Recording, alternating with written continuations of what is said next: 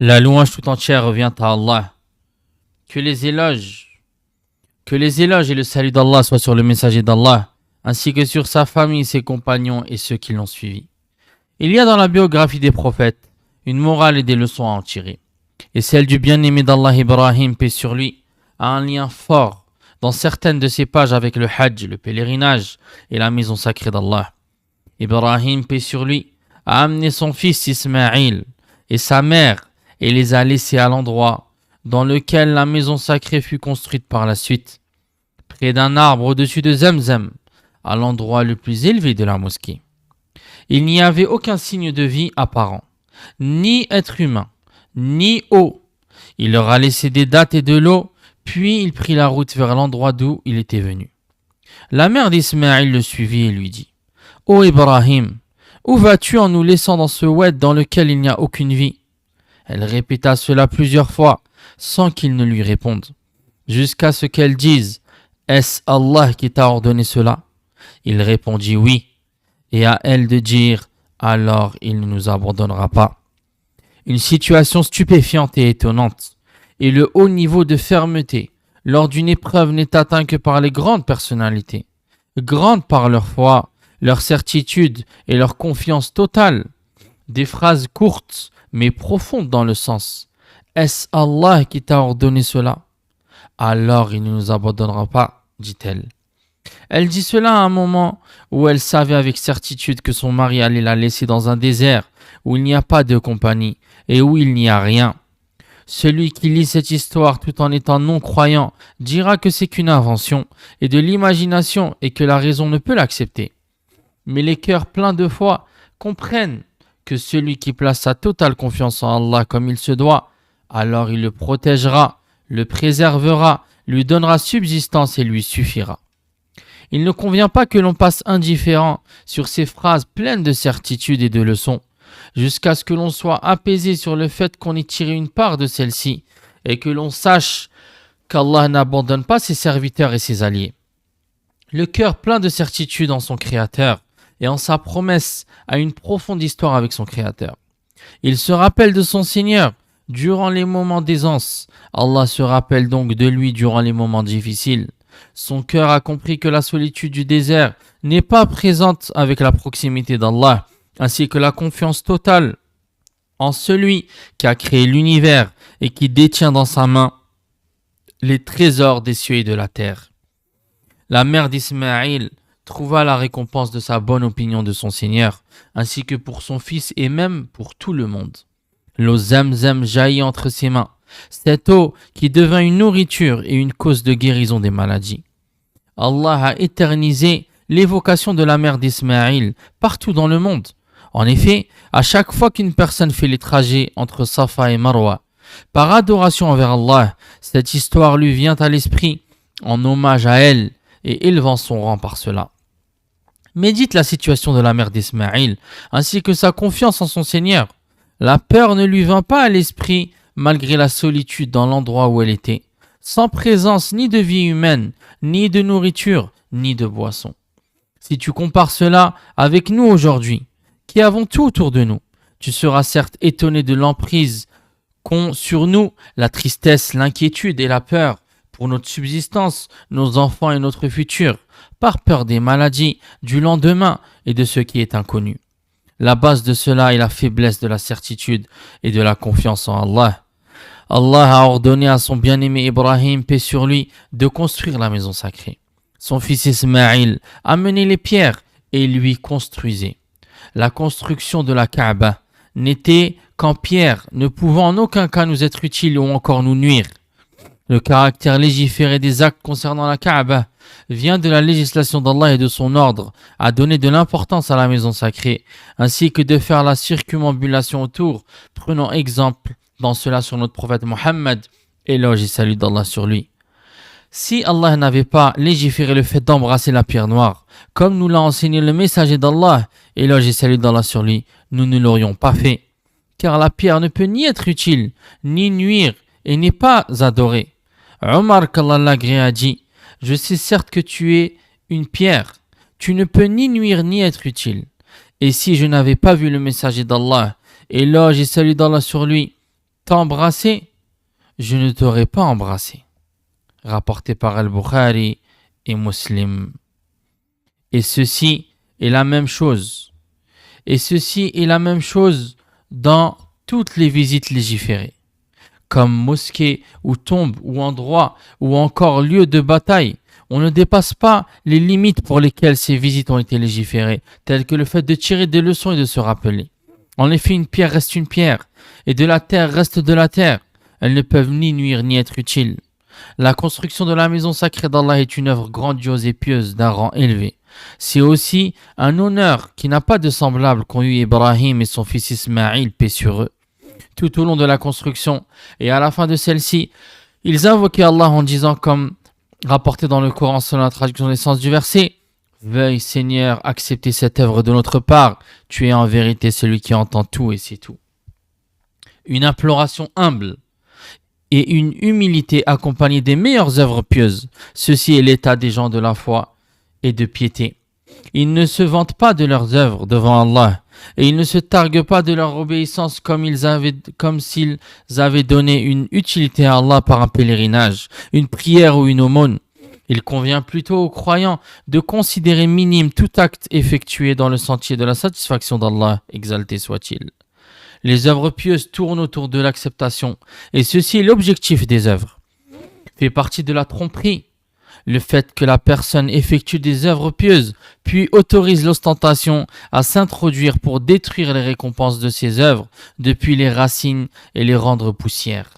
Le prophète, éloge et salut d'Allah sur lui, a décrit certaines personnes dont l'ostentation a pris le dessus sur elles, comme étant les premières personnes qui brûleront en enfer le jour de la résurrection, malgré les bonnes œuvres par lesquelles elles ont été caractérisées.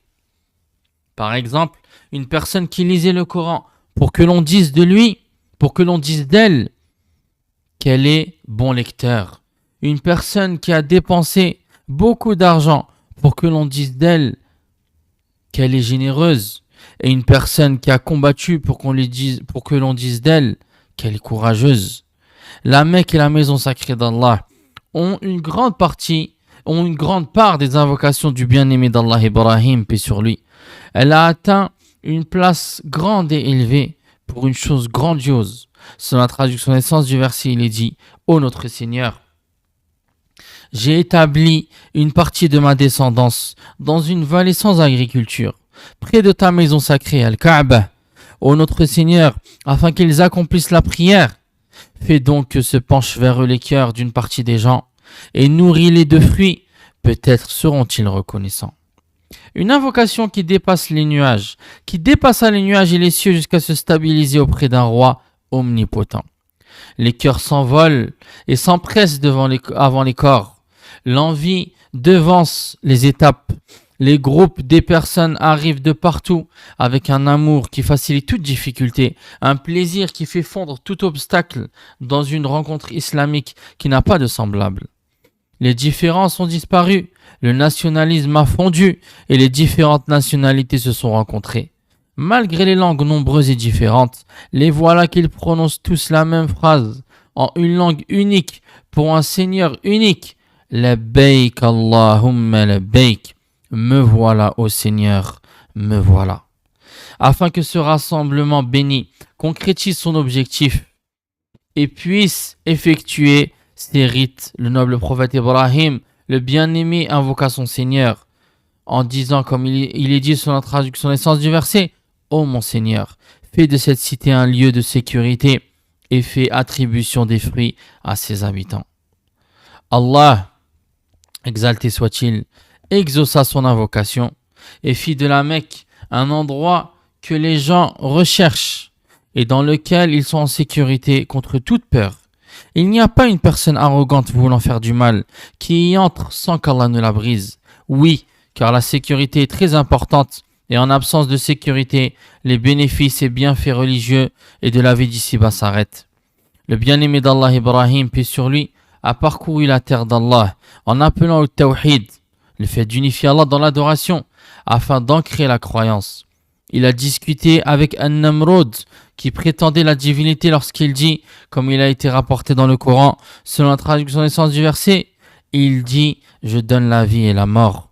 Il discuta aussi avec son père, qui était associateur, tout en étant doux dans les paroles. Il l'appelait en lui disant « Ô mon père ». Il a aussi discuté avec son peuple, qui était associateur, en changeant de type de discussion pour prouver l'unicité d'Allah. Le noble Coran a certes détaillé ces discussions, des versets qui sont récités, des histoires qui sont rapportées et des leçons qui sont tirées. Nous tirons de l'appel d'Ibrahim, paix sur lui, ce que le Coran a bien éclairci, c'est-à-dire que le dialogue est la meilleure méthodologie dans l'appel des non-musulmans à l'islam. Et si les musulmans qui en ont la capacité propager le message de l'islam en montrant sa réalité, cela serait d'une grande utilité. En effet, l'islam est la religion de la saine nature, et les preuves de l'unicité d'Allah sont nombreuses dans ce que l'on peut lire et ce que l'on peut voir. Les arguments sont clairs et évidents, mais ils ont besoin d'hommes sincères, parmi les gens de science, qui les portent et qui les transmettent avec clarté et sagesse, comme l'a fait Ibrahim, paix sur lui, avec calme, éloquence et des arguments scientifiques et rationnels. Le monde d'aujourd'hui souffre des conséquences catastrophiques des guerres, des conflits, des combats et de la destruction. Il est dans le plus grand besoin de connaître l'islam, la religion de la paix, de la miséricorde, de l'amour et de l'amitié. La religion qui donne à l'être humain ses droits et sa dignité, de même qu'il fait de lui le sujet de cet univers. Il renforce la sécurité par sa généralité qui conduit au développement, au bonheur et à la bonne vie. Il n'y a aucun doute que l'absence du dialogue est l'une des plus grandes causes du blocage des non-musulmans face à l'islam. Ibrahim, paix sur lui, a eu un dialogue avec son épouse et son fils Ismaïl afin de nous montrer clairement que le dialogue est le chemin d'une vie et qu'il s'agit de la nourriture qui renouvelle et renforce les liens entre l'époux et l'épouse, de l'outil de construction des liens entre les parents et leurs enfants. L'absence du dialogue calme et scientifique cause plusieurs choses dont la désobéissance et la révolte des enfants ainsi que l'augmentation des divorces. Cette réalité que nous vivons doit amener les gens, doués de raison et de réflexion, à mettre en avant cela et à prendre la responsabilité de tenir les cordes de l'initiative à protéger la société, la patrie et la communauté des conséquences de la séparation familiale. La religion d'Ibrahim, paix sur lui, est la religion de tous les prophètes. La Hanifiyya, vouée un culte exclusif à Allah avec un tawhid pur. Allah exalté soit-il a dit sur la traduction des sens du verset, Ibrahim n'était ni juif ni chrétien, mais il était entièrement soumis à Allah, et il n'était point du nombre des païens. Tous ces sens que l'histoire a enregistrés dans la vie d'Ibrahim, paix sur lui, qui était repentant et doux, ainsi que dans sa biographie, pleine de sacrifices, d'efforts et d'obéissance. Malgré cela, il demande à Allah de rejoindre les vertueux en disant dans son invocation, selon la traduction des sens du verset, « Seigneur, accorde-moi sagesse et savoir, et fais-moi rejoindre les gens vertueux. » Par cela, il voyait ses œuvres comme étant minimes, avec toute modestie et bon comportement envers son Seigneur. Quant à nous, il nous arrive d'être pris, en plus de nos œuvres faibles et notre ignorance, de vanité, après une obéissance ou une œuvre pieuse, d'être séduit après avoir dépensé et d'orgueil après un effort. Quant à l'état des personnes vertueuses, lorsqu'elles montent des marches de l'obéissance, que la réussite leur est donnée afin de dépenser et fournir des efforts, que les bienfaits se multiplient en leur faveur et qu'elles atteignent les hauts postes, cela leur procure modestie et humilité entre les mains d'Allah.